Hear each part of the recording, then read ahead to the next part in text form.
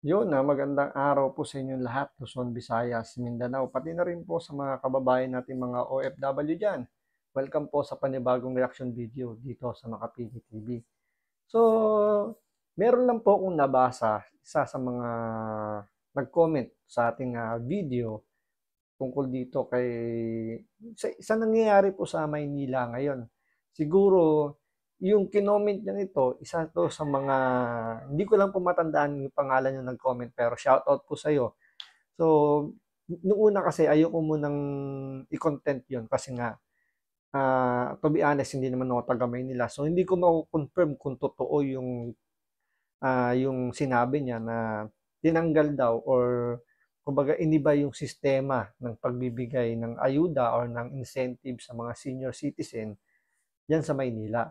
So hanggang sa narinig ko itong speech ni Mayor Isko na nagpapatunay doon sa sinasabi niya na nagkaroon ng pagbabago doon sa pagbibigay ng sabihin natin ng pribilehiyo sa mga senior citizen ng Maynila. So base na rito sa mga sinabi ni Mayor Isko na kumbaga nung panahon niya, kumbaga pinadali niya yung pamimigay ng benepisyo, ng pribilehiyo, ng pagbibigay ng kung ano man pwedeng ibigay sa mga senior citizen na alam naman natin na kapag senior citizen usually diyan hindi na kumbaga wala nang pinagkakakitaan dahil siyempre sa edad nila or yung iba talagang ang pinagkukuha na lang ng kanilang kabuhayan usually pagtitinda pero dahil nga nagkakaedad na, nahihirapan ng maghanap buhay. So, dahil dito sa napanood nating video na to, so, kumbaga na-confirm natin na talagang maraming binago si Mayor Lacuna na mga dating ginagawa or mga ginawa ni Mayor Isko para gumanda yung pamumuhay or sabihin natin man lang na mabigyan man lang yan ng kasiyahan yung mga senior citizen ng Maynila, binago po ni Mayora Lacuna. So yan po yung pag-uusapan natin ngayon. Kaya kung hindi ka pa ngayon nakasubscribe sa Makapili TV, baka pwede naman pong pakipindot po muna yung subscribe button. At the same time, palike na rin po ng video. Wala naman pong bayad yan. Kaya pindot na. So ito, panoorin po natin itong mga speech ni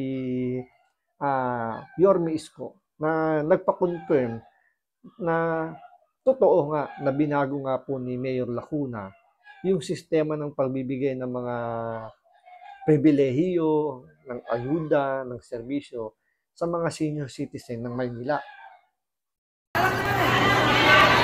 Halos maputol yung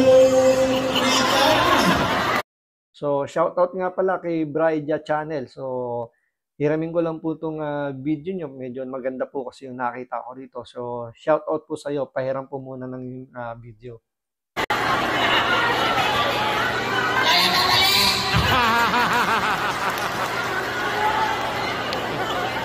Ako nagugulat eh.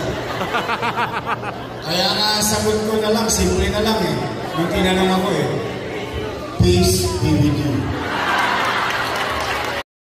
So, yun yung unang yung unang naging sagot ni Mayor Isko nung mga time na nagpa-interview si Mayor Lacuna na yun nga yung nagkaroon sila ng parang pagpapakita ng puwersa doon sa malapit sa City Hall ng Maynila na sumigaw siya ng wala nang babalik. So, ang naging sagot lang doon ni Mayor Isko is peace be with you. So ibig sabihin, ayaw niya nang patulan yung mga tirada ni Mayor Lacuna dahil kahit paano, dahil nga siyempre, naging katandem niya, babae. So, binibigyan pa rin niya ng respeto si Mayor Lacuna despite na yung mga tirada niya ay medyo, kahit paano, medyo sabihin natin, medyo iindahin ng konti. Pero yun nga, ipinagpasa Diyos na lang ni Mayor Isko. Sign yun na magbibigay ng respeto sa kanyang dating kaibigan na santuring ngayon sa kanya ay isang traidor. Ikaw naman, di ba? Bakit? Pwede ko bang pangunahan yung magiging desisyon nyo, tay? Hindi naman. Unang-una, wala naman nakakaalam nun. Pagdating mo sa hurna, ikaw magbubuhos nun sa balota. Tama ba eh? Kamay susulat! Yan!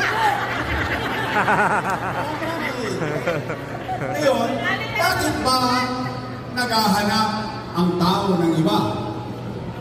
Tingnan ninyo, nalingat-lingat lang ako.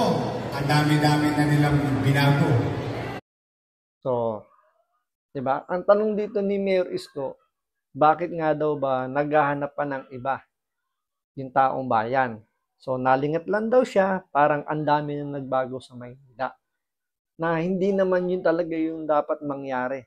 Base dun sa kanila. Siguro meron silang internal na usapan kung paano patatakbuhin yung Maynila. Pero lumihis nung siya biglang tumakbo bilang presidente. So ito, pwedeng isa ito sa mga dahilan kung bakit kung bakit napilitan si Mayor Isko na bumalik sa Maynila. Unang-una, ano na tayo, real talk, tapos itatama ninyo ako kung mali ako. Unang-una, taas ang kamay ng mga senior citizen. Ayan mga senior citizen.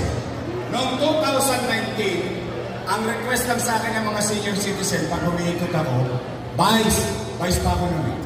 Vice, baka naman po pwede pagdating ng araw. 2019, baka po pwede katulad sa Makati pag birthday meeting. Yun lang ang nilambing sa akin ng matatanda. Walang ibang nilambing sa akin. Yun lang. Nagkaroon ba ng cake dati? Ngayon yung cake. Cupcake. So, isa 'yun sa mga sa mga pribilehiyo na nagkaroon yung Maynila during panahon ni Isko bilang mayor na inadapt niya kagaya daw ng Makati na alam naman natin sa Makati, sa Taguig, ang mga senior citizen kapag nagbe-birthday, may pa-cake na binibigay. So, kung di ako nagkakamali, dinideliver sa mga bahay-bahay ng mga senior citizen na nagbe-birthday. Pero after nga niyang mawala sa Maynila, yung cake naging cupcake na lang. So, ibig sabihin, tinapyas yung budget. So, alam naman natin ang presyo ng cake. Halimbawa, doon na lang tayo sa yung roll. Mahaba. Huwag na tayo magbanggit ng pangalan ng brand. Pero shoutout sa Red Ribbon sa Goldilocks. Pero ang presyo nasa 350. Sa ngayon, ewan ko lang ng mga panahon ni Mayor Isko nung time na yun, siguro mga 300, sabi natin 300. So, naging cupcake na lang. So, yung difference, kung makikita, wala namang binabanggit dito si Mayor Isko. Pero kung titingnan mo yung presyuhan, di ba? Logic lang. From cake to cupcake. So, alam naman natin, ang cupcake, naglalaro lang ng siguro, medyo malaki na yung 50 pesos, di ba? So, yung cupcake nga na nabibili sa tindahan, kung di ako nagkakamali, 12 to 15 pesos. So, ang laki ng difference. From 300, naging 15 pesos. So, saan napunta yung budget para sa mga senior citizen na supposedly binibigay nung panahon ni Mayor Isko na binibigay ng tuwing my birthday. So, medyo mapapaisip siyempre yung mga senior citizen na bakit ganun?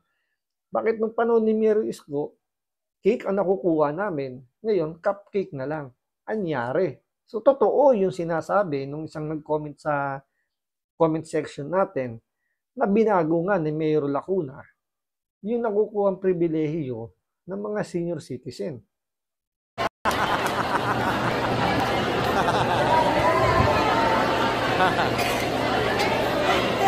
Totoo ba yun? Kinonfirm ng mga senior citizen ng mga taga Maynila. So, ito, hindi to paninira. Dahil kinoconfirm mismo ng mga taga Maynila yung claim na nalaman ni Mayor Isko. Yun din yung sinasabi doon sa comment section ko na binago nga ni Mayor Lacuna yung sistema ng pagbibigay ng pribilehiyo sa mga senior citizen ng Maynila. Tapos, nakahanap ako ng parang. Dati-dati, ito kahit ilang taon na po kayo, 76 years old si nanay. Sa buong buhay niya na naninirahan sa Maynila, simula bata hanggang pagtanda.